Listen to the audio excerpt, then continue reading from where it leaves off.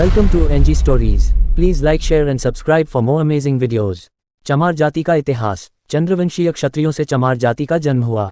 चमार जाति शब्द का प्रयोग सबसे पहले सिकंदर लोदी के द्वारा 16वीं शताब्दी में किया गया था, जिस समय भारत में तुर्की और अफगान के आक्रमणकारियों ने भारत में प्रवेश करना शुरू किया था।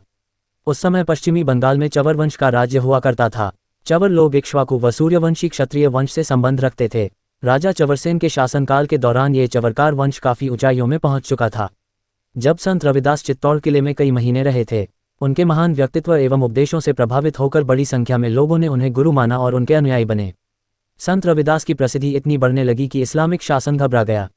सिकंदर लोदी ने मुल्ला सदना फकीर को संत रविदास को मुसलमान बनाने के लिए भेजा। वह जानता था कि यदि रविदास इस्लाम स्वीकार लेते हैं तो भारत में बहुत बड़ी संख्या में इस्लाम मतावलंबी हो जाएंगे, लेकिन उसकी सोच धरी की धरी रह गई।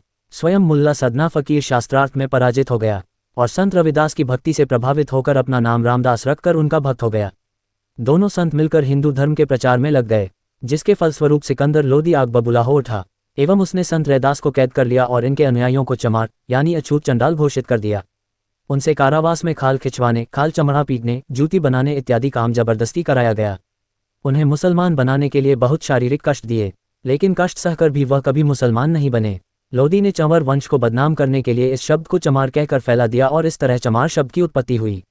भारत में लगभग 30 करोड़ से भी ज़्यादा मुसलमान हैं और करीब 35 करोड़ से भी ज़्यादा अनुसूचित जनजातियों के लोग हैं। अब आप खुद सोचिए, अगर इन सब लोगों ने मुस्लिम आक्रांताओं के विरुद्ध युद्ध नहीं किया होता और इस्लाम अपना लिया होता तो अब भारत में 60 करोड़ से भी ज़्यादा मुस्लिम होते और भारत अब तक इस्लामिक देश बन चुका होता। चंवर वंश ने हिंदू धर्म को बचाने और मुस्लिम आक्रांताओं से लोहा लेने की एक कीमत चुकाई। उत्पल वंश भी चमारों का वंश है। हजारों साल कश्मीर पर शासन किया है। अब बात आती है भारत के आज़ादी की। 1857 में अंग्रेजों के खिलाफ सबसे पहले चमारों ने ही युद्ध छेड़ा था। उदया चमार और बांके चमार ने हजारों अंग्रेजों को मौत के घाट उतार दिया। यही नहीं, उधम सिंह ने भी अंग्रेजों के गवर्नर माइकल जैक्सन को मार गिराया था। अपने स्वाभिमान और सम्मान के लिए भी चमार जाति ने इतिहास बनाया है। भीमा कोरेगांव की लड़ाई अकेले ही लड़ी है। इसी चमार वंश में डॉक्टर भीमराव अंबेडकर जन्मे थे, जिसने भारत के संविधान में सहयोग दिया। इसी वंश में संत रविदास जन्मे और दुख मुसीबत सहने के बावजूद उन्होंने हिंदू धर्म का प्रचार किया और हिंदू धर्म को नहीं छोड़ा। जब सिकंदर लोदी ने उनको कैद किया और चमड़े का काम करवाया था, जो उनके भक्त थे, उन्होंने देखा हमारे ही गुरु से गंदा काम करवाया जा रहा है, तो कुछ लोगों ने चमड़े का काम किया था। इसका मतलब यह नहीं है कि चर्मकार का काम करने से चमार नाम संबोधित हुआ। तो ये था चमार शब्द कहाँ से आया का इतिहास। चमार शब्द को अब हरिजन भी कहते हैं। ऐसे ही हमारे साथ जुड़े रहे और हमारे चैनल को सब्सक्राइब, लाइक, शेयर करें।